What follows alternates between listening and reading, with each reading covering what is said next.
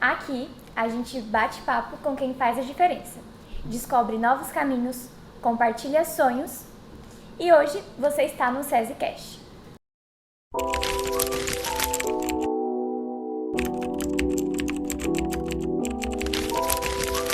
Eu sou a Bárbara Fel. Eu sou a Maria Eduarda, do terceiro ano. Eu sou Arthur Milano, do terceiro ano. E hoje nós estamos aqui com um advogado muito famoso aqui na nossa cidade, o senhor Edilson Gomes. E aí, Edil, como que você está se sentindo nessa tarde? Eu estou me sentindo muito lisonjeado, muito privilegiado pela oportunidade de poder estar aqui nessa escola, uma escola tão importante, tão especial para mim e para a nossa cidade. Então, eu fico muito feliz e quero agradecer aqui o convite. Eu vou colocar aqui, agradecer ao professor Douglas, a professora Michele, a professora Silena, que é coordenadora e minha colega de trabalho, e agradecer a todos em nome da aluna Mariana Borba, que é uma das responsáveis, mas agradecer a todos vocês por esta oportunidade. É um prazer muito grande poder dividir a minha história, a minha profissão e alguns conhecimentos com vocês nessa oportunidade. É um prazer muito grande ter você aqui também com a gente para compartilhar um pouquinho da sua história. Sim, e nós gostaríamos de iniciar o podcast perguntando para você por que você escolheu direito, o que te motivou, se isso foi algo planejado ou depois de algum tempo você conheceu essa área e se apaixonou. É uma história interessante. Essa pergunta, ela me mostra um pouco lá atrás, quando eu tinha a idade de vocês, né? A gente fica naquela dúvida. Então, eu queria fazer alguma coisa, mas não poderia ser na área de exatas nem de ciências biológicas, porque eu nunca gostei muito dessa área. E desde a infância, desde muito novo, na escola, eu sempre gostei de comunicação, né? Tinha o culto à bandeira, tinha que declamar uma poesia, e eu sempre era chamado para isso. Então eu tinha dentro de mim que a minha profissão seria numa área de humanas e muito ligada à comunicação. Porém, eu não sabia como é que fazia para fazer vestibular, eu não tinha noção de nada, né? A gente, na época, as informações não eram como hoje, a gente tinha uma dificuldade muito grande, né? Estou falando isso há 40 anos atrás, então não é pouco tempo. Então a gente não tinha tanta informação. Mas eu chegar no direito foi porque eu queria ter uma profissão e eu fui policial civil. Eu fui investigador, passei no concurso da Polícia Civil e a gente passava no concurso e o ambiente era assim: agora você é investigador, e a gente tinha aquela vontade de ser delegado, era o próximo passo. Só que para ser delegado, eu precisaria fazer o curso de Direito. Então, eu acabei fazendo Direito. Então foi o início da coisa, né? Foi mais ou menos, o Direito me escolheu, né? Não foi uma coisa que eu sonhei a vida inteira, mas foi uma circunstância que me levou a fazer o curso de Direito. Então você nunca pensou em fazer direito realmente, assim, não foi algo planejado? Não foi planejado, foi algo diante de um contexto, do momento da minha vida que me levou a fazer, e outra, era para fazer direito e ser delegado. Sim. Eu é que fugi, fiz direito para ser advogado, que é completamente diferente de ser delegado. Mas na escola você era aquele tipo de aluno estudioso, que gostava de ler ou não? Eu gostava muito de português, sempre gostei muito, assim, não era muito de regras, mas eu sempre escrevi, né, tinha muita facilidade de escrever, de me comunicar, como eu falei no início. Sim. E foi isso, né, essa facilidade de comunicação que eu sempre tive. Então foi uma coisa meio direcionada, assim, acho que por Deus, né, porque a gente não tinha tanta informação como hoje. Hoje a gente já faz o segundo grau, né? Hoje é o ensino médio, e já vai se direcionando, a escola vai nos proporcionando isso. Na época não, a gente estudava na escola pública e ia se conduzindo assim, mas não tinha tanta informação quanto hoje. E você se sentiu pressionado por tomar essa decisão assim, meio de última hora? Sua família te apoiou? Não, na verdade eu trabalhava na polícia, e na época a única faculdade que existia de direito mais próxima era em Araçatuba. E só tinha uma faculdade lá. Hoje tem 3. Hoje nós temos 2 em Andradina, 2 em Três Lagoas. Na época não tinha. Então, assim, todo mundo que passava no concurso para escrivão ou para investigador, automaticamente ia fazer direito. E foi o que aconteceu comigo. Passei na prova, aí eu tinha condições financeiras para fazer a faculdade, que era paga. Sim. E a segundo ponto, eu tinha também o tempo. Porque se eu trabalhasse em uma outra empresa, eu tinha que sair daqui de Andradina às 5 horas da tarde para chegar em Araçatuba. Então não é toda empresa que te libera muito cedo. Então a polícia me proporcionou as condições financeiras e também de horário para eu poder ir para Araçatuba mais cedo. E fazer uma pergunta. Ah, tá, pode falar. Então, você enfrentou alguma dificuldade, assim, porque antigamente era mais difícil ter o acesso ao estudo, à escola, e como direito é uma coisa que você precisa estudar bastante, ler bastante, tinha alguma coisa, assim, que meio que te impedia, mas você conseguiu passar por isso? 2 coisas. Para passar no concurso da polícia, eu tive que estudar muito. Então, naquela época, tinha uma apostila, que era uma apostila preparatória mesmo, ela tinha todas as matérias. E um amigo me deu, porque ele passou para escrivão e me deu essa apostila. E eu estudava essa apostila dia e noite. Então foi uma situação difícil, eu trabalhava durante a semana. Nos finais de semana eu estudava. Só que eu morava em Paranápolis e o bar do meu avô ficava na frente da casa. Então era muito barulho, muita conversa, o pessoal ali no bar.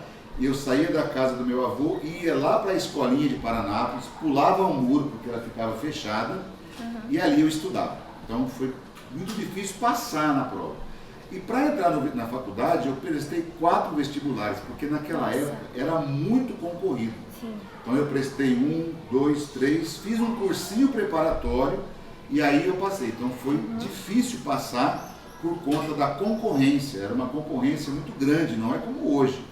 Né? Hoje está mais tranquilo, mas naquela época era difícil. Então eu prestei 4 vestibulares para poder ser aprovado e começar a fazer a faculdade. E que método de estudos você utilizava? Assim, você era bem focado, disciplinado, tinha uma rotina puxada? O método de estudo era o tempo que sobrava. Né? Dava tempo, final de semana, a gente pegava aquela apostila e vamos estudar e ler. E assim, era uma coisa de perseverança mesmo. Por quê? Porque você tinha dúvida e não tinha ninguém tirar.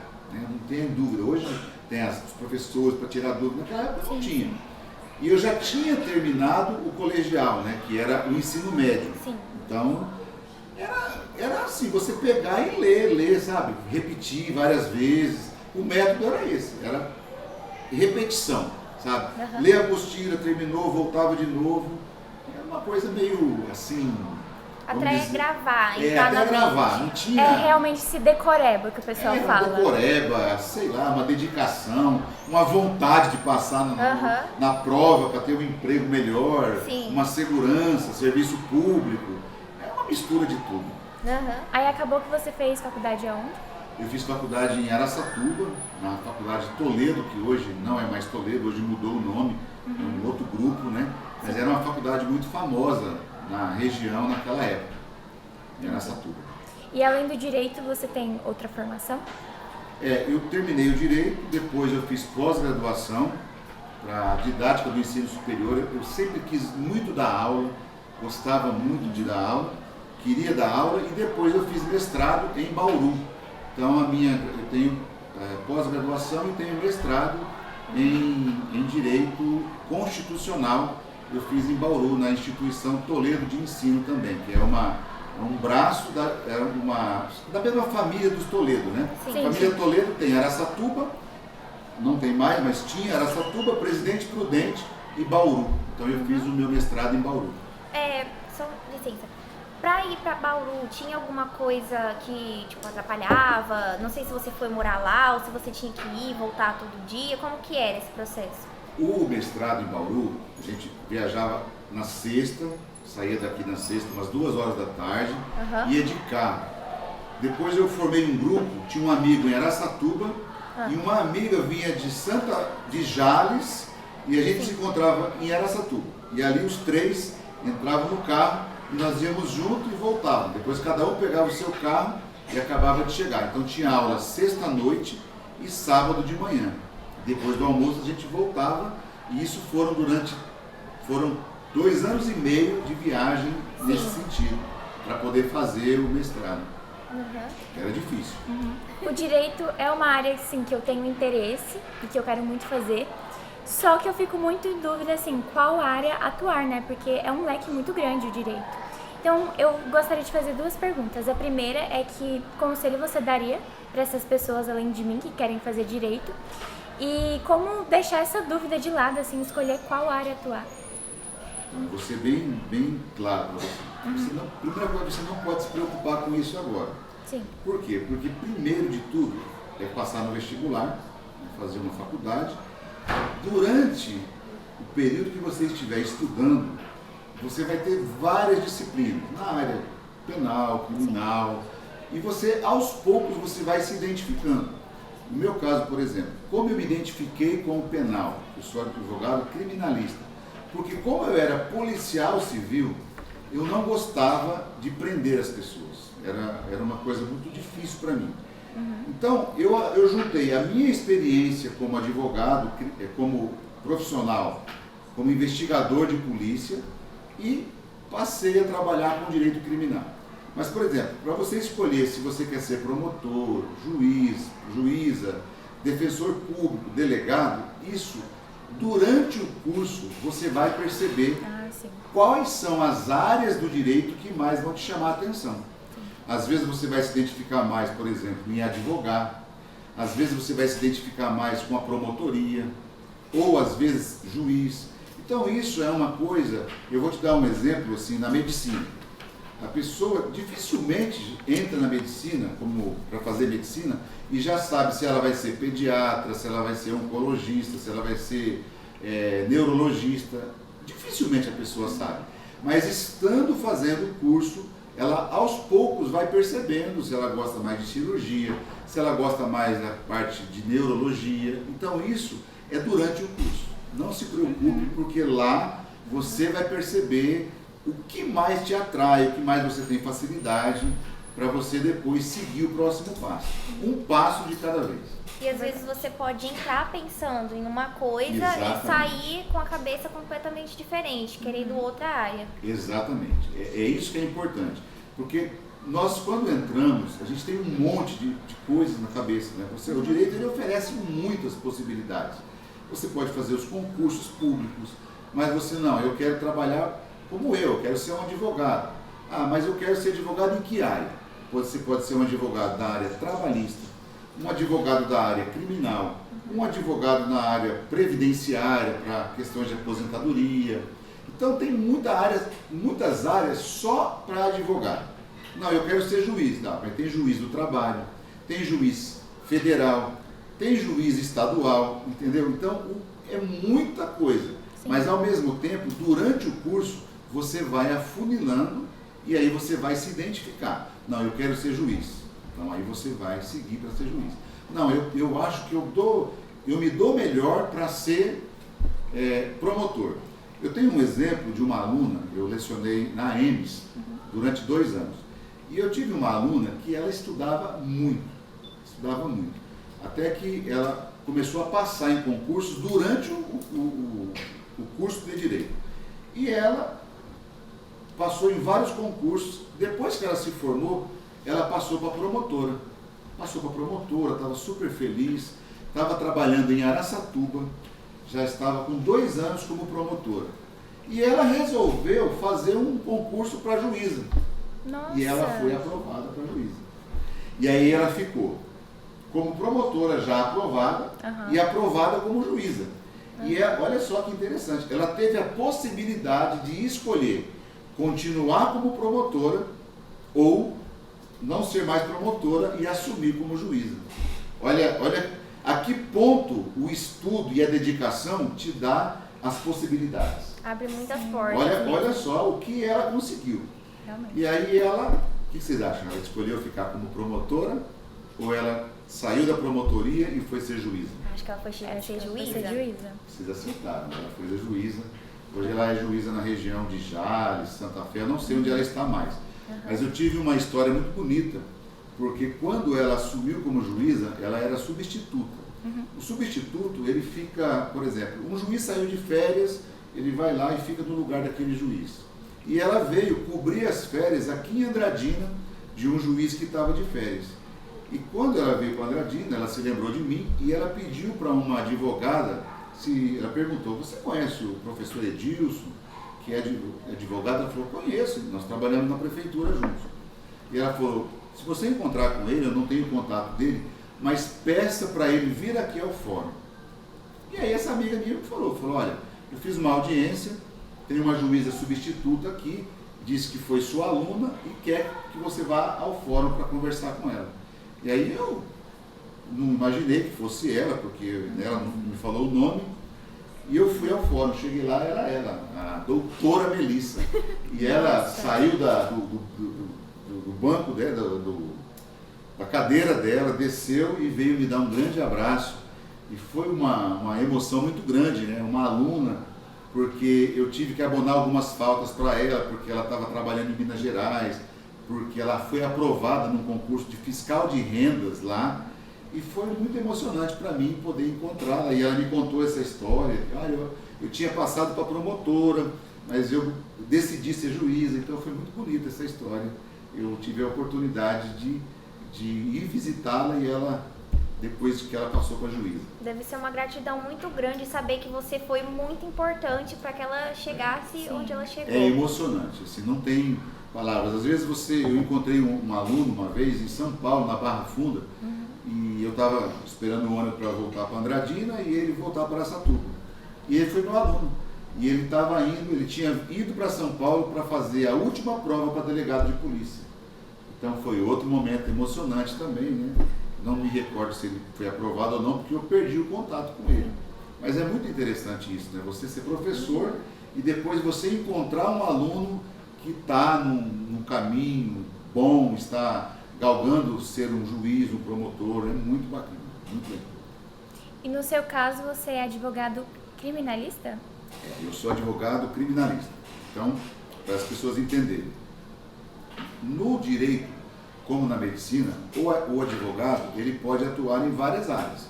Então, como eu disse, o advogado pode ser um advogado trabalhista, que é aquele que vai entrar com uma ação para aquele profissional que trabalhou numa empresa e que às vezes não recebeu seus direitos. Ele pode ser um advogado também que vai trabalhar com previdenciário, aquelas pessoas que querem se aposentar, que tem um problema de saúde, não consegue trabalhar mais. E tem o advogado tributarista, que vai trabalhar na área de tributos. Mas existe o advogado que é o mais conhecido, né? Porque tem o tribunal do júri, que o advogado atua, que é o advogado criminalista, que é aquele que vai. Então tem que prestar atenção nisso, tá? O advogado criminalista não é aquele que defende um bandido. Eu sou advogado há 20 anos e eu digo para as pessoas, eu nunca defendi um bandido. E as pessoas acham estranho, falam, mas como você é um advogado criminalista e você nunca defendeu um bandido? Eu falo, porque eu não defendo bandido, eu defendo um ser humano que, por algum motivo, ele cometeu um crime e ele precisa de alguém que às vezes vai ser a única pessoa que vai acreditar nele e vai defendê-lo. E o fato de eu fazer a defesa, promover a defesa e defendê-lo, não significa automaticamente que ele vai ser absolvido.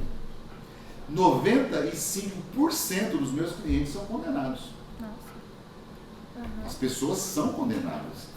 Mas se as pessoas são condenadas, então o que um advogado criminalista faz se ela vai ser condenada?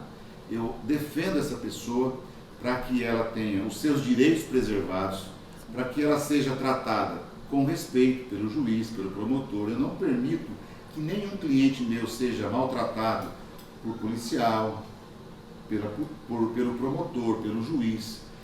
Eu dou a dignidade para a família dele, com informações para aquela família, que não tem nada a ver com o crime que ele cometeu, e as famílias não podem ser julgadas junto com a pessoa que praticou o delito. E ao final, se ele tiver condições e não tiver provas no processo, ele vai ser absolvido. Mas se tiver provas, ele vai ser condenado. E muitas vezes ele vai ter uma pena acima do que ele deveria ter. Eu vou recorrer daquela pena para que ele tenha uma pena justa. Então esse é o trabalho do advogado criminalista. Ele não vai defender o bandido e automaticamente aquela pessoa vai ser absolvida. Se todo advogado criminalista absolvesse o seu cliente, as penitenciárias estariam Vazias. E eu digo para vocês que as penitenciárias do país estão com superlotação. A penitenciária de Andradina tem capacidade para 850 presos. Ela nunca teve menos que 1.800. Atualmente ela estava em torno de 2.000 presos. Ou seja, Ultrapassou muito o limite. muito limite. E não é só Andradina. Nós temos 197 penitenciárias no estado de São Paulo. Todas com a sua capacidade acima. Nenhuma delas está no seu limite normal, vamos supor. Ela tem capacidade para 800 e ela tem 800. Todas terão, no mínimo, o dobro do número de vagas que ela deveria oferecer. Então, o trabalho do advogado criminalista é de defender a pessoa, mas não significa que ela vai ser automaticamente absolvida. Ela pode ser condenada sim, e elas são condenadas. Então as pessoas precisam entender isso. Senão, dá a impressão que você defende a pessoa e que ela vai ser absolvida automaticamente. E não é assim. Né? Eu dei o índice para vocês. O índice de absolvição é mínimo. No máximo 5% das pessoas são absolvidas. E é um trabalho muito difícil, né? Que você tem que ter muitos argumentos, tem que usar muito a persuasão. Tem algum caso que te marcou muito, que você gostaria de compartilhar com a gente? É assim, eu tive vários casos. Como eu sou criminalista e eu também sou especialista no tribunal do júri, porque nem todo advogado criminalista, ele atua no tribunal do júri. Por quê? Porque o tribunal do júri, ele é muito difícil. Parece fácil, mas ele não é fácil. Nós temos em Andradina hoje em torno de 500 advogados. Desses 500, nós temos em torno de 20 a 30 advogados criminalistas que atuam no tribunal do júri. Desses 500, desses 20, no máximo 10. Porque atuar no tribunal do júri, você tem que defender alguém que praticou um crime de homicídio ou uma tentativa. Somente os crimes de homicídio ou tentativa de homicídio, que são os crimes contra a vida, é que vão para o tribunal do júri. Então, as minhas maiores experiências, elas são justamente no tribunal do júri, porque você tem que debater com o promotor ou a promotora que vai pedir a condenação, que vai fazer a acusação, e os jurados, né, aqueles 7 jurados, é que vão julgar, porque nos crimes contra a vida, quem julga não é o juiz togado, o juiz concursado, são 7 jurados. Então é o trabalho mais difícil e é o que mais chama a atenção da população, porque as pessoas, né, cometem um crime grave, um homicídio, né? Eu tenho assim, respondendo a sua pergunta, nós tivemos aqui um crime na região que ficou muito conhecido, que foi um crime lá em Nova Independência. Uma pessoa que estava lá numa festa, ela saiu, pegou a caminhonete e ela veio com essa caminhonete e essa caminhonete acabou atropelando ali, morreram 2 pessoas e mais 15 pessoas ficaram feridas. Então, este meu cliente, eu fui advogado dele, esse meu cliente ele respondeu por 2 homicídios consumados e 15 tentativas de homicídio. Então, eu participei desse júri, foi o maior júri da história de Andradina, porque esse júri ele começou às 9 horas da manhã e terminou às 3h30 da manhã do dia seguinte. Meu Deus, cansativo. Foi um júri bastante cansativo, foi o júri mais demorado e foi também o júri que envolveu o maior número de vítimas da história da cidade. E foi esse o júri que mais marcou a minha história como advogado, porque por conta de todo esse tempo, e foi assim, 1 hora de almoço e em torno, no máximo, de 20 minutos de janta, né? para os jurados e para nós. Então você imagina, você começar o júri às 9 da manhã, e você segue a tarde inteira, o dia, a manhã, a tarde, a noite, a madrugada, e o veredicto, né, o julgamento final saiu por volta das 3h30 da manhã. Então foi um júri que me marcou muito. Mas por que demorou tanto assim? Por conta do número de vítimas, as vítimas não foram ouvidas porque os vídeos foram mostrados para os jurados das audiências que elas participaram. Então você imagina, tinha em torno entre vítimas e testemunhas, tinha em torno, vítimas vivas, né, 2 falecidas, deu em torno de 28 pessoas. Nossa. Então, todas essas pessoas, no telão, elas foram passando esses depoimentos. Depois foi aberto para a promotoria se manifestar. Depois da promotoria eu me manifestei. A promotoria fez a réplica, depois eu fiz a tréplica, né? Então, demorou muito por conta disso, né? Foi muitos detalhes esse júri. Muitas pessoas envolvidas. Muitas pessoas envolvidas. Então, foi um júri bem demorado mesmo. Sim. E como você assim se prepara? Porque são muitos detalhes, muitas coisas. Você, por exemplo, anota os argumentos que você vai utilizar naquele dia, você improvisa. O que você faz? Quais são as suas estratégias? Eu vou falar as mais prováveis, né? Algumas estratégias eu gostaria de não comentar porque você acaba... primeira coisa, conhecer profundamente o processo. Pegar da página 1 do primeiro dia, dos fatos, o que aconteceu, até a última folha. Todos os depoimentos. Eu, por exemplo, nesse caso, eu fui até Nova Independência, estive no local onde aconteceu, eu fiz fotos, vídeos de alguns detalhes. Por exemplo, lá tinha uma valeta, uma depressão grande, que antes dele bater, de atropelar as pessoas, ele bateu nessa valeta. Então eu fiz uma foto para mostrar aquela valeta. Eu peguei um carro, pedi para uma pessoa passar, minha assistente, passar com o carro para ver que o carro batia na depressão. Fotografei isso tudo, juntei no processo. Então a primeira coisa é conhecer o processo como a palma da mão, fazer um índice, folhas 1, folhas 2, página 3. Você tem que saber profundamente isso. Isso demora quanto tempo assim? Na verdade, como eu acompanhei esse processo desde o início, eu fui contratado desde o início, então eu conhecia tudo, né? Eu já tinha uma noção muito grande. Mas esse júri nós começamos a nos preparar assim, uma semana antes, com bastante olhando. Eu também tinha 2 pessoas me ajudando, não foi sozinho, né? Tive 3 pessoas, aliás, 3 advogadas que me ajudaram, porque a gente troca ideia, sabe aquela coisa de o que você acha disso, o que você acha. Eu nunca gosto de ter a palavra final, gosto muito de ouvir as pessoas, mesmo um estagiário, por exemplo, eu ouço o estagiário, né? Porque é importante, você não sabe tudo. E depois, um outro ponto importante é imaginar quais são os pontos que serão a acusação vai usar, o que a promotora vai falar. Então conhecer o que a promotora vai falar, para que ela vai falar e eu já tenho que ter a resposta, porque ela vai falar isso, ela vai falar aquilo. Então você também tem que saber o que vai vir de lá para cá, porque é um embate. Então você não pode pensar só, eu vou apresentar minha tese, vai ser isso, isso e isso. Mas eu preciso saber o que pode vir de lá para cá. Então você tem que estar muito preparado, né, para isso. Então é muito detalhe. Eu gosto, por exemplo, um dia antes, eu fecho o meu escritório, não atendo ninguém, não atendo nem telefone e fico o tempo todo voltado para aquele processo.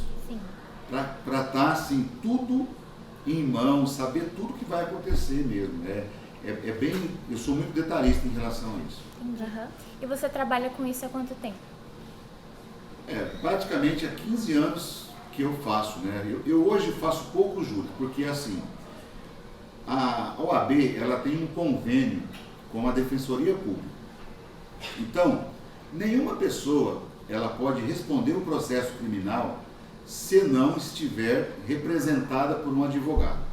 Sim. Mas aí você pergunta, e se a pessoa não tem dinheiro para contratar um advogado? Então o Estado é obrigado a proporcionar para aquela pessoa um advogado. No Estado de São Paulo, existe um convênio entre a Defensoria Pública e a OAB. Então, nas cidades onde a Defensoria Pública não tem servidores, não tem defensor, então aí é nomeado um advogado pelo Estado, ele recebe do Estado e ele vai defender aquela pessoa que cometeu o crime e não tem direito, não tem condições. Então, ele vai ter direito a um advogado. Então, lá atrás, quando eu comecei, eu fiz muito esse trabalho pela Defensoria. Então, eu fazia júri praticamente 2, 3 por mês, que foi o período que eu me aperfeiçoei. Então, eu ganhava pouco, mas eu aprendia muito, que é uma coisa, eu acho que é importante vocês entenderem, que às vezes você não pode pensar na sua profissão ou na sua vida que você vai fazer as coisas para receber. Às vezes o conhecimento que você vai obter em uma determinada situação, você vai valer muito mais do que o dinheiro. Então, por exemplo, aqui, vocês estão fazendo esse trabalho voluntário. Sim, sim. Vocês estão aqui, não estão recebendo nada. Mas o conhecimento que vocês vão ter para o futuro não tem preço. Então, eu acho importante isso. Então, eu fiz muito esses juros, eu repito, eu recebia, mas eu recebia, vamos supor, muito menos do que eu receberia se eu fosse cobrar. Sim. Vamos supor, 10% do que eu receberia. Então, eu fiz muitos juros assim, para poder adquirir o conhecimento que eu tenho hoje. E o que você diria para o Dio lá atrás, há muito tempo atrás, que estava começando, vamos falar assim, agora? Você daria algum conselho? É basicamente isso que eu falei, sabe? Eu acho que eu fiz o certo. Né? Eu defendi muitas pessoas, eu me dediquei muito, mesmo sem pensar na questão financeira. Aliás, tem uma frase que eu gosto muito, que é assim: faça o que você gosta e você não vai precisar trabalhar nunca na sua vida. Porque quando você trabalha fazendo aquilo que você gosta, na verdade, o trabalho se torna mais leve, né? Então eu, por exemplo, eu me divirto num júri, sabe? Saber a estratégia, saber que, por exemplo, aquele argumento que o promotor está usando, eu já tenho a resposta para ele. Então isso me diverte muito, né? Saber ficar ali, por exemplo, aquela tensão na hora da votação, Adrenalina. Né? Aquela adrenalina, a hora que o promotor ou a promotora começa a falar de algumas coisas assim que são graves, são pontos sensíveis que realmente o meu cliente fez isso, né? Ele realmente fez. Sim. Eu já tive, por exemplo, uma situação, né, o promotor ou a promotora pega a foto da vítima, né, e mostra a vítima ali, o sangue, a pessoa ensangrentada dos tiros ou da facada, e mostra para os jurados. Então isso é algo assim que hoje, para mim, é muito tranquilo. Então eu já sei quais são os argumentos que eu vou usar, como eu vou rebater aquilo, entende? Então se torna uma diversão. Então o que eu diria, faça o que você gosta. Não se preocupe com questões financeiras. O dinheiro vai vir pela sua competência, pela sua capacidade e porque você vai se dedicar. Então eu me dedico, não importa o resultado, né? Eu disse para vocês, esse meu cliente, que eu falei do caso lá de Nova Independência, ele foi condenado, ele não foi absolvido.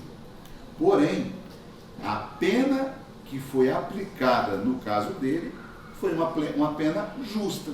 Sim. As pessoas achavam que ele seria condenado a uma pena excessiva por conta de toda a repercussão que houve na imprensa, porém a pena dele não foi tão grande como as pessoas imaginavam. Então isso para mim foi uma satisfação muito grande. A própria família reconheceu o meu trabalho porque a pena foi uma pena que não foi tão estratosférica como se imaginava. Imaginava-se que ele teria a pena de 40, 50 anos. A pena que foi aplicada a ele no final do processo e no recurso da promotoria foi uma pena de 13 anos. que foi uma pena justa. Ah, mas ele... Por quê? Porque o direito, ele não é o direito penal não é um direito de vingança. Às vezes as pessoas querem que uma pessoa seja condenada a uma pena estratosférica, enorme, mas o direito não é para isso. O direito é para aplicar uma pena que seja justa, que seja de acordo com o crime que a pessoa praticou, e o mais importante, a pena, ela serve para a ressocialização daquele que cometeu. Nós não temos pena de morte no Brasil, nós não temos penas cruéis para amarrar uma coisa no pé da pessoa, trabalho forçado, nós não temos isso. Sim. Então, o que nós temos? Nós temos uma legislação para que aplique uma lei adequada, por exemplo, um crime de menor potencial ofensivo. É justo que a pessoa praticou um crime, um acidente de trânsito, e naquele acidente de trânsito, infelizmente, atropelou uma pessoa que estava atravessando na rua, num lugar inapropriado, ela infelizmente não viu e foi um acidente. Ela não estava dirigindo o carro em alta velocidade. É justo que essa pessoa que teve um acidente, infelizmente matou alguém, que ela tem uma pena de 30 anos, 20 anos. Ah, mas ela tirou uma vida. Sim, mas ela não foi culpada. Então, é preciso entender isso. A pena, ela tem que ser adequada ao tipo de crime que a pessoa cometeu. Sim. E na sua visão, assim, em casos extremos, você acha justo a questão, assim, da pena de morte aqui no Brasil? Não, jamais. Por vários motivos. Primeiro, porque a pena de morte nos Estados Unidos, em alguns estados, ela não resolveu o problema da criminalidade. Primeira coisa. Segundo, as pessoas acham que nos Estados Unidos tem pena de morte no país inteiro. E isso não é verdade. Nos Estados Unidos, alguns estados, porque lá a legislação é diferente da nossa, alguns estados, unidades federativas, têm a pena de morte. Outros, a maioria dos estados que compõem os Estados Unidos, não tem pena de morte. E mesmo nos países, nos estados membros que têm a pena de morte, não há uma redução do crime. Sim. E outro problema grave é que lá muitas pessoas são executadas e anos depois descobre-se que aquela pessoa é inocente. Tem muitos Que casos triste. assim. Pode assistir, tem filmes sobre isso. Então, a pena de morte, ela não resolve o problema.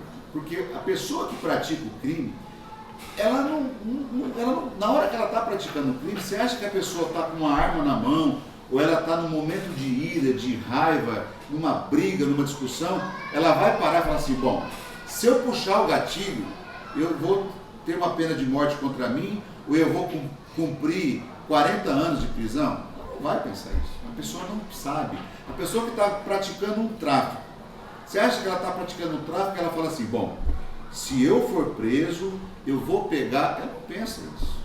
Ela está vivendo aquele mundo ali, aquele mundo de criminalidade, né? E ela não está pensando nisso. Sim. Então, o fato de aumentar a pena, o fato de colocar uma pena de morte não resolve. Não resolve. Isso é fato. E a nossa Constituição não permite, só tem uma exceção, que é em caso de guerra, se a pessoa cometer uma traição contra o Brasil. Sim. Aí sim ela pode, não diz que deve ser executada, mas isso é um caso extremo. Então eu vejo dessa forma, eu acho que toda pessoa que pratica um crime, por pior que seja esse crime, ela tem que ter uma oportunidade de se refazer, né? E é um pensamento, é claro que eu respeito pessoas que pensam ao contrário. É uma questão mas polêmica, né? É uma questão polêmica, mas eu tenho que pensar de acordo com a nossa legislação e de acordo com a nossa Constituição.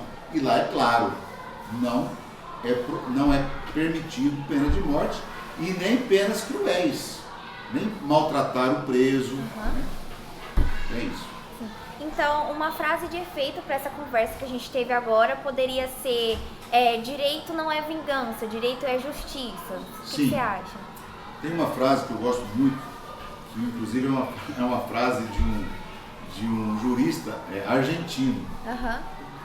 E esse jurista, ele diz assim: se um dia encontrares o direito em conflito com a justiça, luta pela justiça. Por quê? Porque em algumas situações nós achamos que só a lei resolve. Por exemplo, a pena de morte. Se nós tivéssemos uma lei, que essa lei autorizasse a pena de morte, resolveria o problema. E não resolve. Agora, se nós tivéssemos algo, uma situação que promovesse mais justiça social, por exemplo, se nós tivéssemos situação que tirasse as pessoas da criminalidade, de uma forma que o Estado interferisse, nós não precisaríamos de pena de morte. Então, quando o direito entrar em conflito com a justiça, sempre deve prevalecer a justiça. E nem sempre a justiça ela vai estar baseada no direito. Muitas vezes a justiça vai ter que ser feita, mas não com a lei. Vou dar um exemplo para vocês. Existe uma história, vou sair um pouco do direito criminal, que uma pessoa entrou com um pedido de aposentadoria e ela não tinha provas. As pessoas para quem ela trabalhou já tinham morrido na zona rural, e ela estava na audiência. E aí então o juiz começou a conversar, e ele falou que trabalhava fazendo cerca e que ele carregava peso e tal, e não tinha prova no processo, não tinha nada que provasse que ele trabalhou dessa forma. Mas o juiz, vendo que era uma pessoa idosa, uma pessoa bem com a pele daquela pessoa era uma pele queimada de sol, ele aparentava ter uma idade maior do que a que ele tinha. Vamos supor, se ele tinha 60, ele aparentava ter 70. Então o juiz, percebendo que não tinha provas, mas que ele achava que aquela pessoa, aquele senhor, aquele cidadão tinha direito a se aposentar. Então ele pediu: mostre para mim as suas mãos. Aquele senhor, de idade, precisando se aposentar, colocou as mãos assim, e as mãos daquela pessoa estavam cheias de calos, uma mão realmente de um trabalhador, de uma pessoa que fazia jus a tudo aquilo que ele falava.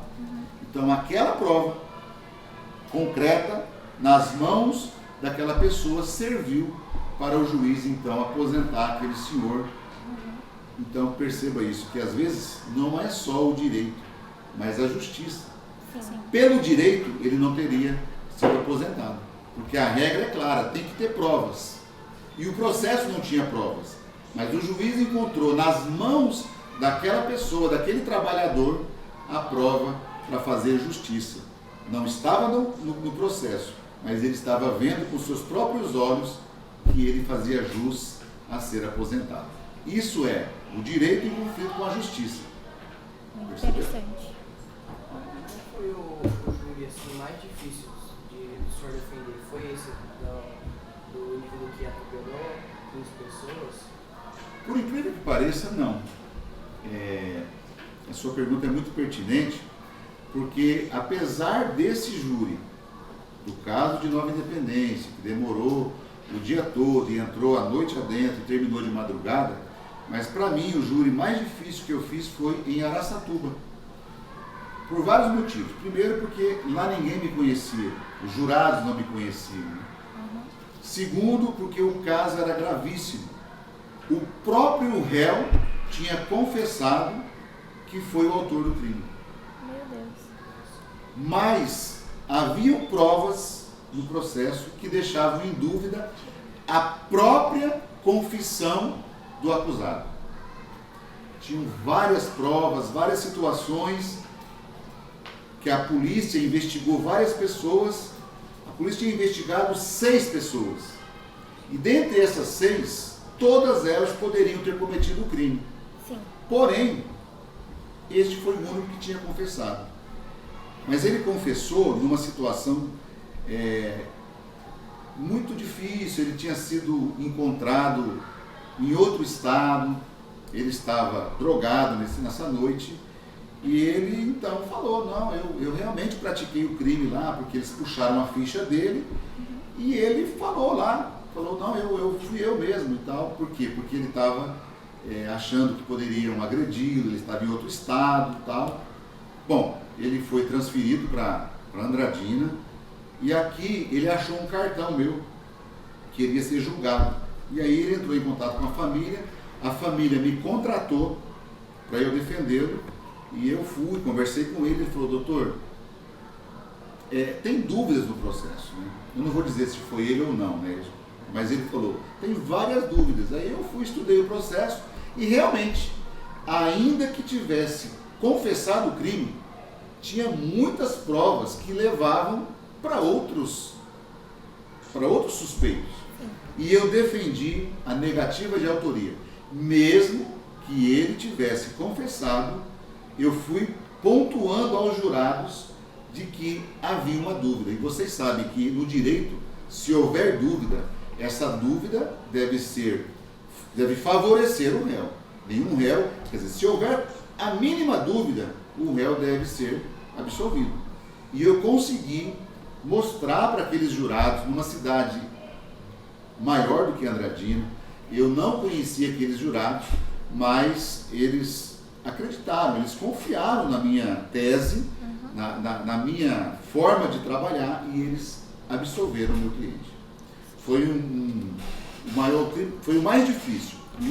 E a prova maior da dificuldade é que esse réu, ele foi liberado logo em seguida, porque ele estava preso preventivamente. Com a absolvição ele foi liberado, mas o promotor não se conformou, recorreu, e no Tribunal de Justiça foi determinado que fizesse um novo júri. Porém, esse novo júri, ele estava foragido, porque ele foi embora, eu perdi o contato com ele, e ele foi julgado novamente, e não fui eu que o defendi, até porque não tinha quem me pagasse, então ele foi defendido pela defensoria. Lembra do advogado que trabalha, para quem não tem condições de pagar? Ele foi defendido, e na segunda vez que ele foi julgado, ele foi condenado a 28 anos de prisão, mesmo ele estando foragido. Né? Então, assim, por que ele foi difícil? Porque na primeira vez eu o defendi e consegui convencer os jurados. Porém, na segunda vez, um outro advogado não conseguiu. Sim. Então, por isso eu considero esse o júri mais difícil que eu fiz até hoje, por ter sido em outra cidade e por ele ter confessado, e foi um júri bem difícil mesmo. Esse foi o mais difícil. E na sua visão, assim, quando um preso ele é solto, você acha que ele deve ser aceito pela sociedade? Ou você acha que não, que tipo assim, a sociedade deve dar uma segunda chance para ele se socializar, ter uma vida normal? Porque às vezes assim, a gente recebe a notícia que um preso foi solto. A maioria das pessoas fica com medo assim, né, de cometer o mesmo crime do que ele foi capaz. O que você acha sobre isso? Olha, isso é uma pergunta também muito interessante. As pessoas, elas não têm noção do que é uma penitenciária. As pessoas que eu digo que estão fora.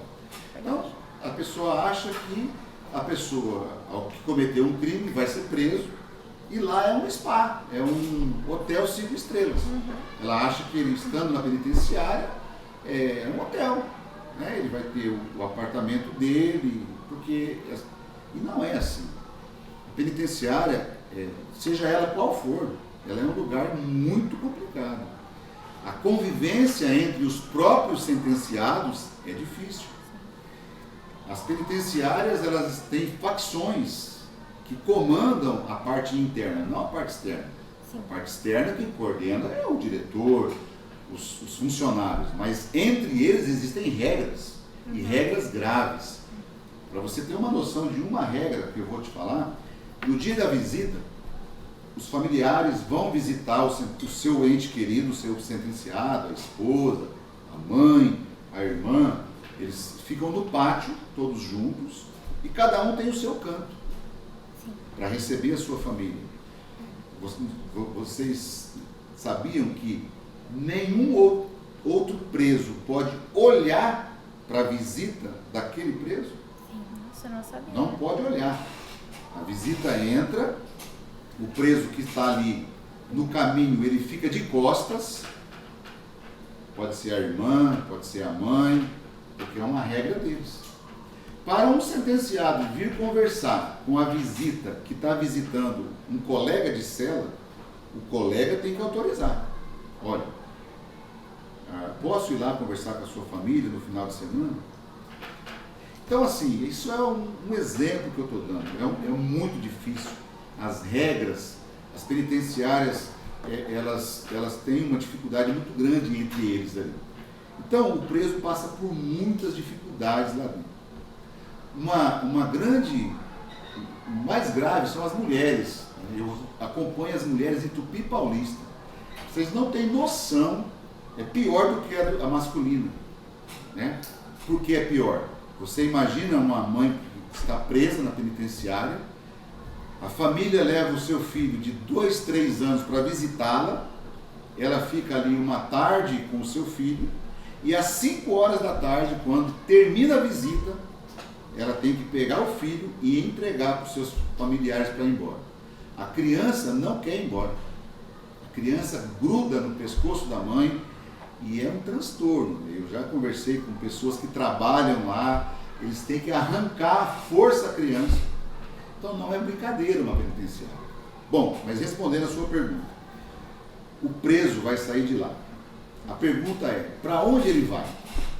Ele vai para onde? Ele vai para a casa dele. Então ele vai voltar a conviver com a família. Qual é a família? Em que bairro ele está? Ele vai ter contato com as pessoas que eram as mesmas? Então vai depender muito do que ele aprendeu lá dentro e vai depender muito do que ele vai encontrar aqui fora. E também se vão dar um emprego para ele. Você fez uma pergunta interessante, fez um comentário. Ah, mas eu vou dar emprego ou eu não vai dar, a empresa não vai dar emprego? Então é uma pergunta. Ele tem que apresentar o atestado de antecedentes. Então, assim, é necessário que exista um serviço de apoio para essas pessoas. Porque, eu vou dizer para você, a grande maioria não quer voltar a cometer crimes. Porém, é preciso saber se ela vai ter condições de não voltar.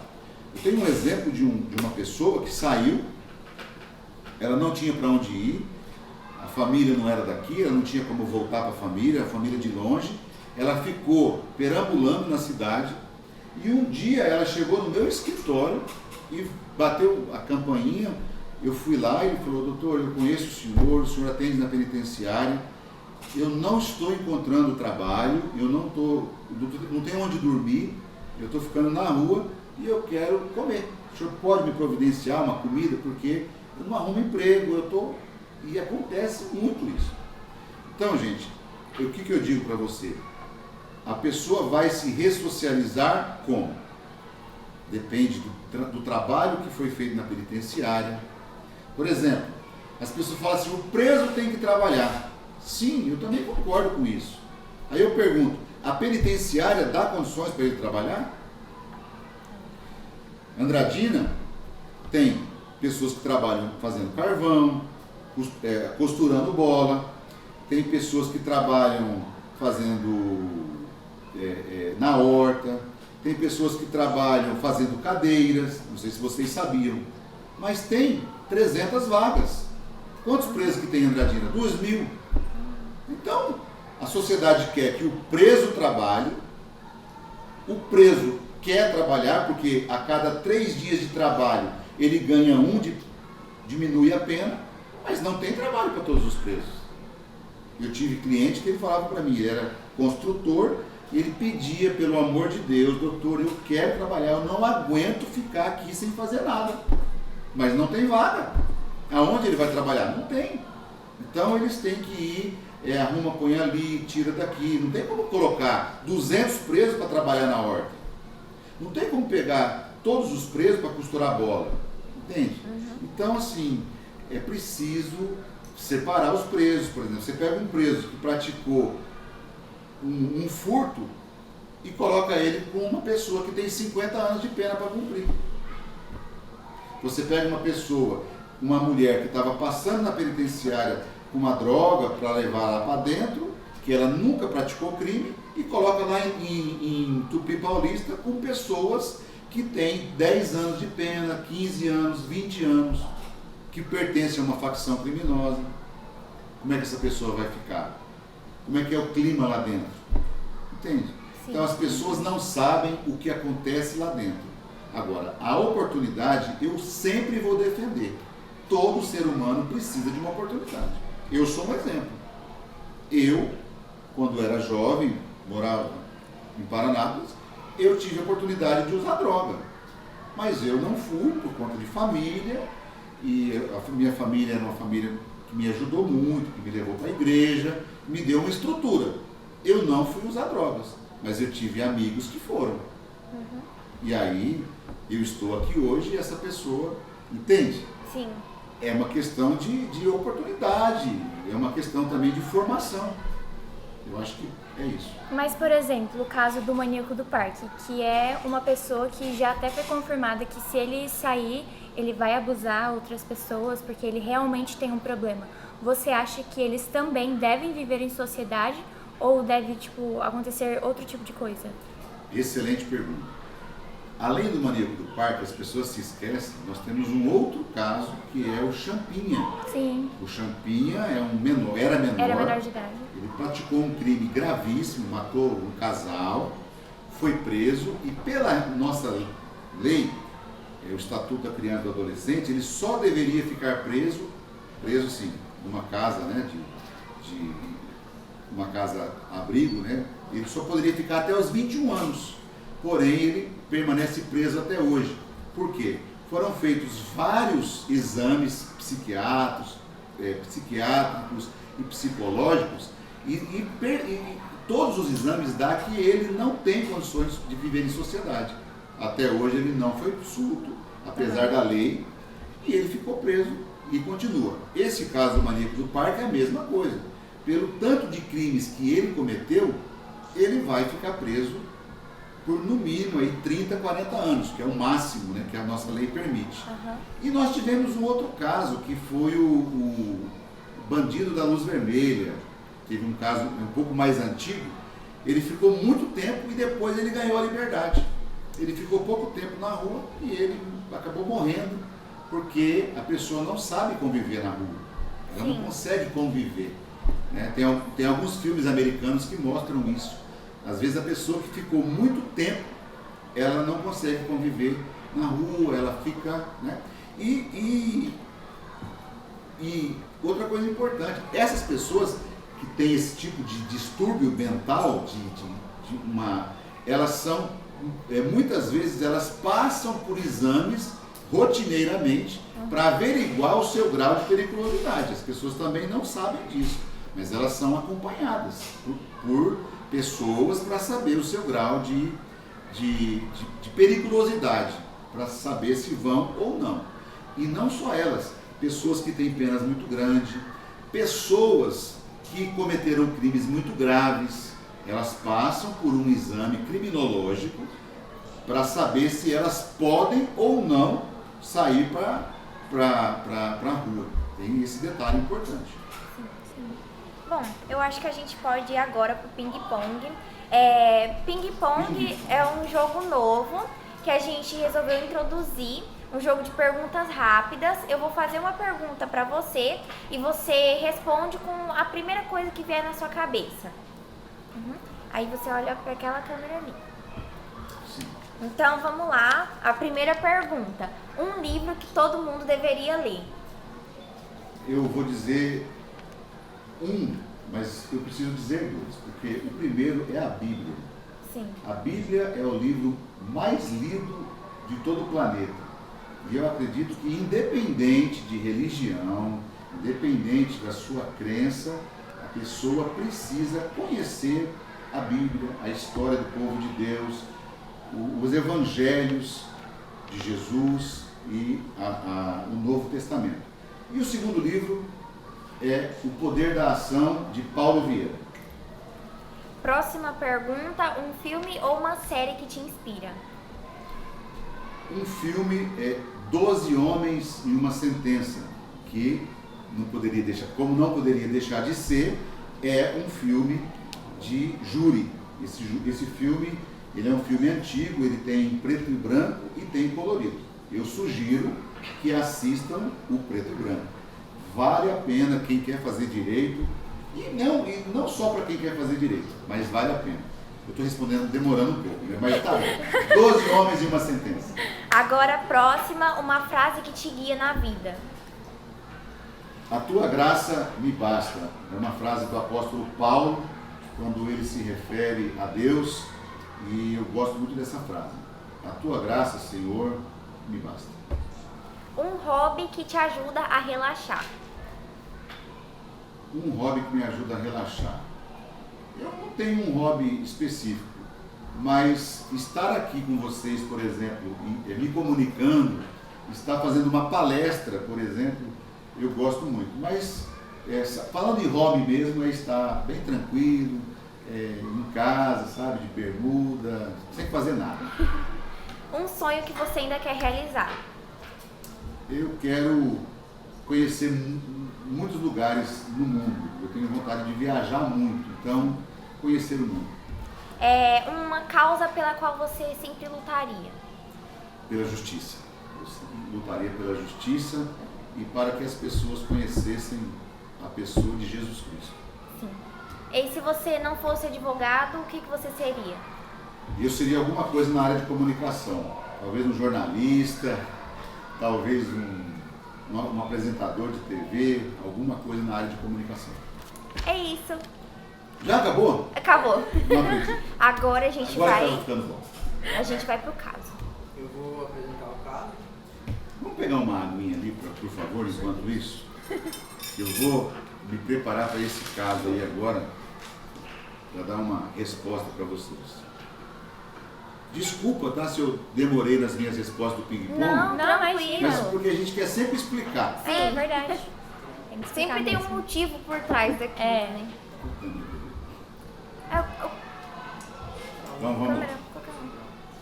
Bom, o caso que a gente trouxe hoje é um caso de um jovem que denunciaram anonimamente ele que ele tinha drogas na bolsa, né? O caso ele está aí com o senhor. Sim. Para o senhor defender esse caso, como o senhor se prepara antes, né?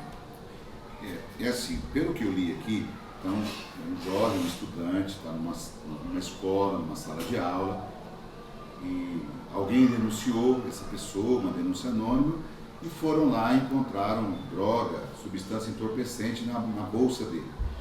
A polícia leva ele para a delegacia de polícia e ele vai ter a oportunidade de chamar um advogado. Suponhamos que eu seja chamado para ir até a delegacia. Então, a primeira coisa, eu preciso e tenho o direito, a lei me assegura o direito de conversar com o meu cliente. Então, a primeira coisa, eu tenho que conversar com ele. Antes de qualquer coisa, eu preciso ouvi-lo. Sim. Então, ele vai falar, eu, em particular com ele, eu também tenho esse direito, não pode ter ninguém próximo de mim. Eu vou querer ouvir a verdade, o que realmente aconteceu. E ele vai me dizer. Se ele me disser que foi, que realmente é dele, eu vou ter uma estratégia. Se ele disser que não, eu vou ter outra estratégia. E aí eu vou orientá-lo. Ele tem o direito de permanecer calado. Toda pessoa que é acusado de um crime, na delegacia e no fórum, ela tem o direito, é um direito constitucional, é um direito assegurado pela lei de não dizer nada. Por quê? Porque muitas vezes ela vai dizer alguma coisa que vai ser usado contra ela. E a lei diz que ninguém deve produzir provas contra si mesmo. Nesse caso, então, dependendo da situação, eu posso usar desse direito e dizer, olha, não diga nada. E aí, o delegado vai ter que entender, e ele sabe, ele é conhecedor da lei, ele vai dizer que, ao ser questionado a respeito dos fatos, sob a orientação do seu advogado, ele disse que não vai se manifestar apenas em juízo.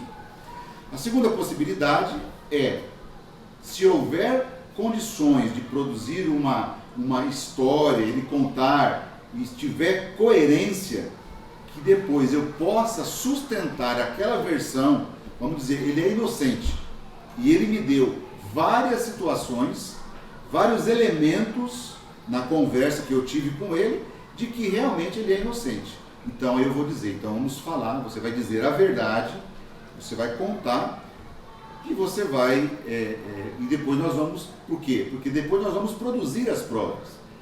O fato dele ter sido encontrado com essa droga não significa 100% que ele vai ser condenado.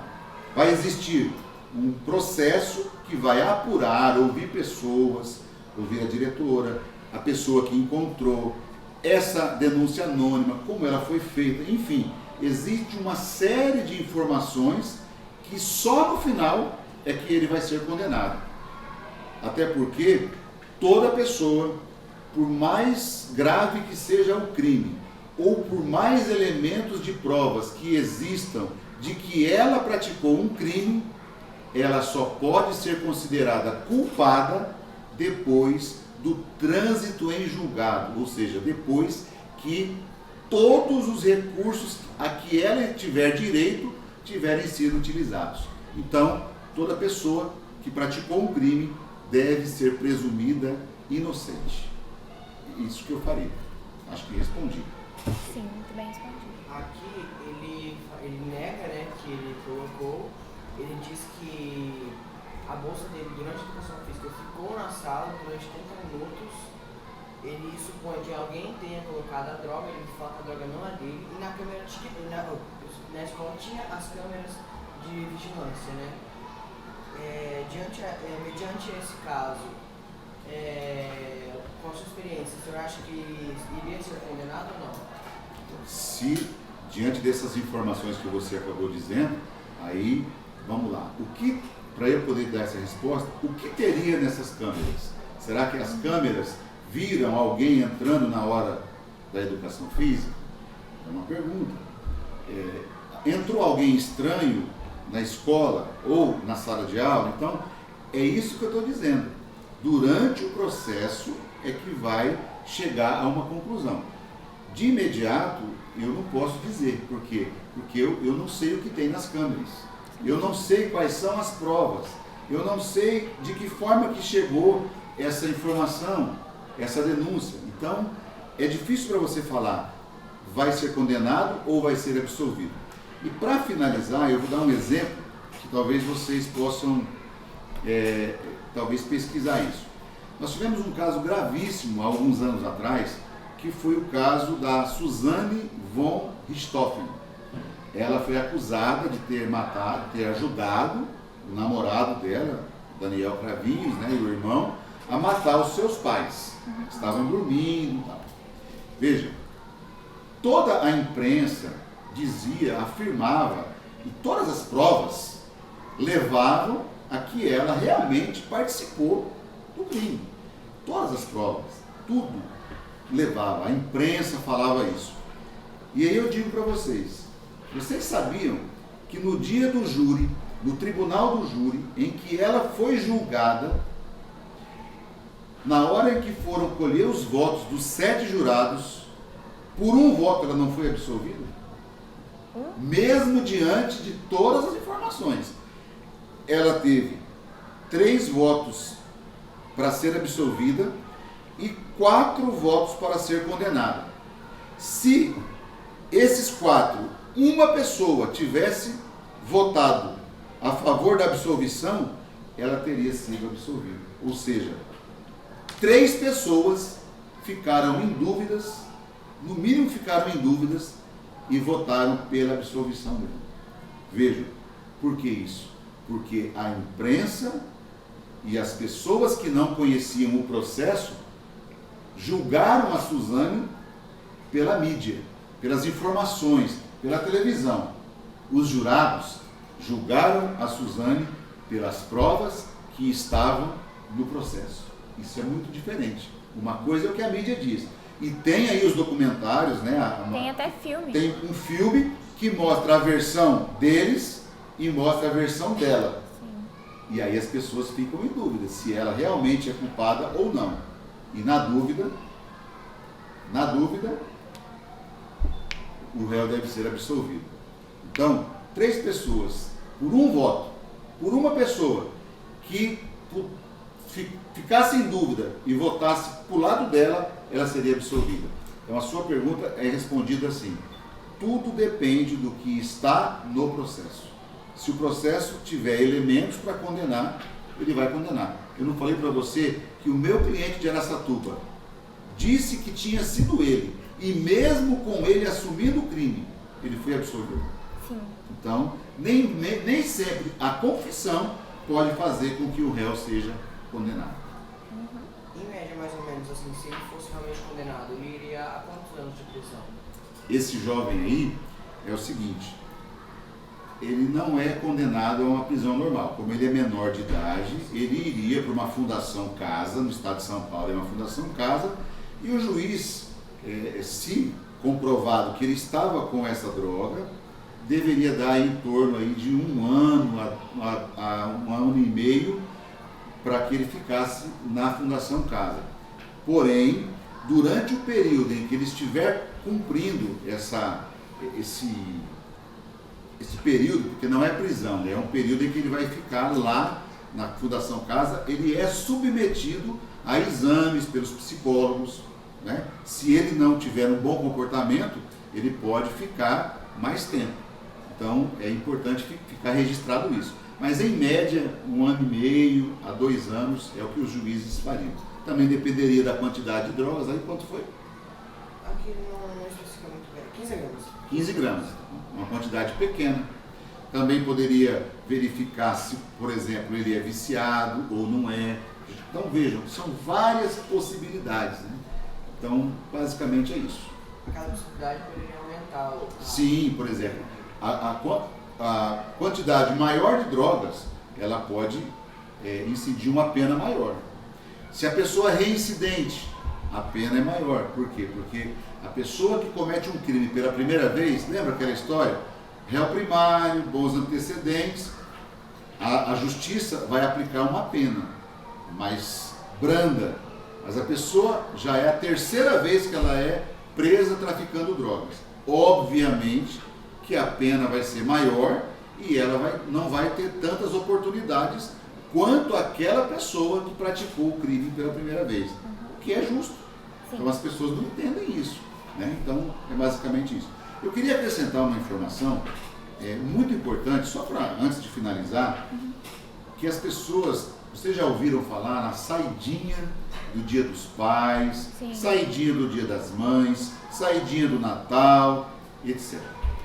Há uma informação muito errônea divulgada pela mídia sobre essas saídas. É importante saber, a pessoa, primeiro, para que ela tenha direito de cumprir, de sair, ela estava no fechado, ela cumpre um período, dependendo da pena, e somente depois ela vai para o semiaberto. O semiaberto, ela vai cumprir a pena e vai ter direito à saída de Natal, Ano Novo, Dia dos Pais, Dia das Mães, etc.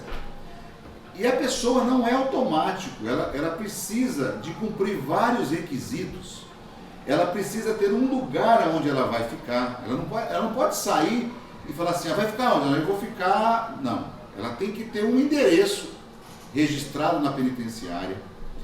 Muitas vezes ela sai com uma tornozeleira eletrônica, ela não pode se deslocar por um raio, e mesmo que não tenha tornozeleira eletrônica, ela não pode estar à noite, ela não pode frequentar bares, ela não pode estar de madrugada, tem uma série de restrições. E a informação que as pessoas não sabem, o percentual das pessoas que saem na saidinha de Natal, Ano Novo, e que retornam regularmente para continuar cumprindo a pena, é de simplesmente 96%. Retornam com as próprias pernas para a penitenciária. É um número bem alto. Ninguém nunca... Vocês sabiam disso? Não. O que vocês sabem? Aqueles 4% que não voltaram, praticaram um crime e a imprensa foi lá, pegou aquele caso e diz: fulano que estava na saidinha de Natal praticou um delito, fez isso e fez aquilo.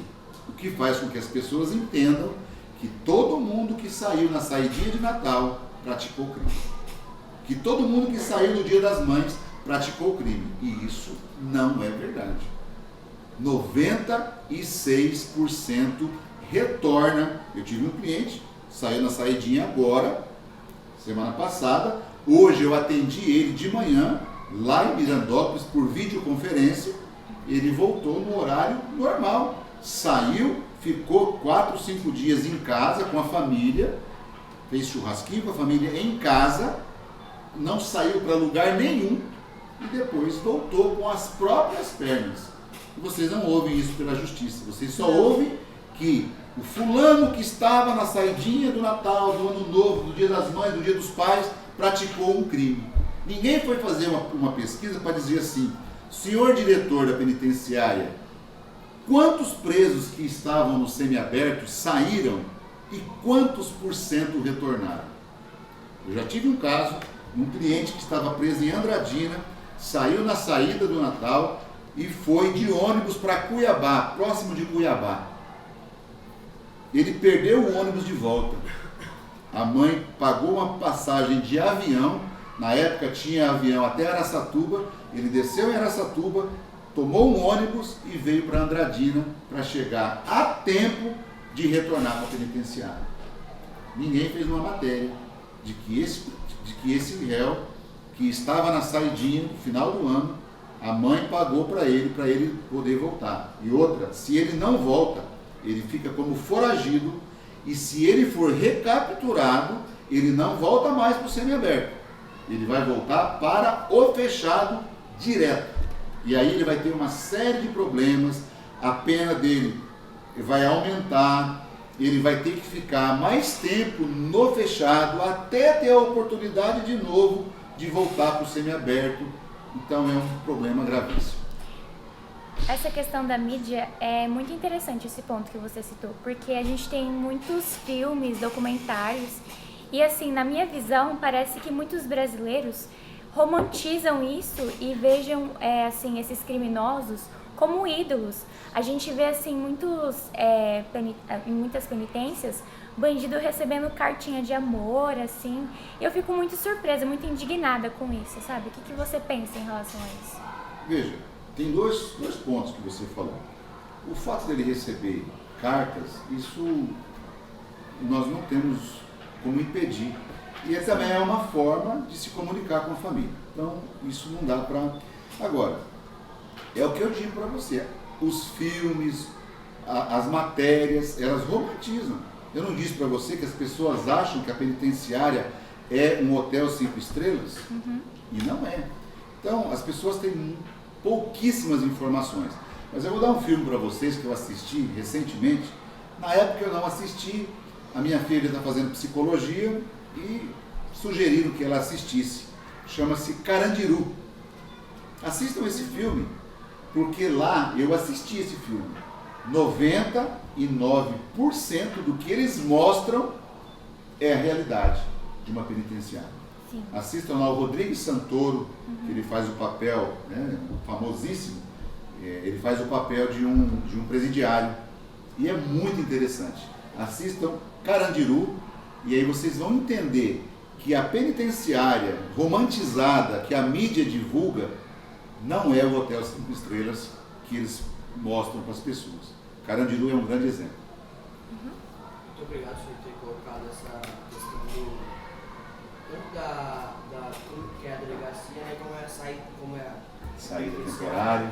E a saída temporária, que acho que muitas pessoas não sabem, né, dessa taxa que tem, que as pessoas voltam para as pernas. Eu queria, antes de mais nada, agradecer aqui em público, mais uma vez, a todos vocês, aos professores que me deram essa oportunidade, parabenizar a diretoria, a diretora do SESI, a coordenação pedagógica, por esse trabalho que vocês fazem, de dar a oportunidade do aluno ser protagonista. Eu não tive essa oportunidade na minha época, e se eu tivesse essa oportunidade, eu seria um famoso, porque vocês estão tendo essa oportunidade. Então aproveitem isso e parabéns, viu, Douglas, Silena, professora Michélia, toda a equipe aqui do SESI por esse trabalho. É um trabalho maravilhoso, e se fosse na minha época, quando eu estudava, a gente tinha a nota, era A, B, C, D e E. E aí tinha o A, parabéns. Vocês lembram disso ou não? Seus pais devem lembrar. Sim. Sim. O A, parabéns. Então, para dar uma nota para vocês, para esse trabalho, para tudo que vocês estão realizando aqui no SESIcast, seria nota A, parabéns. Se fosse por número, de 0 a 10, seria 19. Ó, gostei. Ai, que bom. Obrigado. Bom, obrigada. o papo foi muito bom, muito edificante. A gente agradece grandemente a presença do advogado Dil e a gente espera que vocês tenham gostado tanto quanto a gente.